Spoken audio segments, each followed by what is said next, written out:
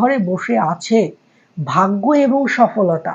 আমার কথাই নয়, আপনার রাশি এবং আপনার লগ্ন সাপেক্ষে আপনার ভাগ্য, অর্থাৎ ভগবানের আশীর্বাদেই আপনার এই ভাগ্য ভাবের মালিক কিন্তু একাদশে অবস্থান করে আছে। এটা হচ্ছে আপনার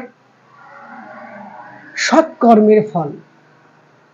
এইবার তবুও অনেকের ক্ষেত্রে দেখা যাচ্ছে এই যে সফলতাটা আপনারা পাচ্ছেন না, কারণ দুটো।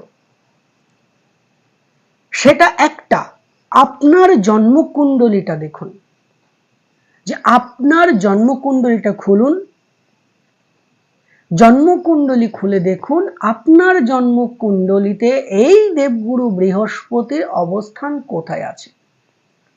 কর্কট রাশির জাতক বা জাতিকাদের দেবগুরু বৃহস্পতি জন্মকুণ্ডলীতে অতি অবশ্যই কিন্তু স্ট্রং থাকা চাই।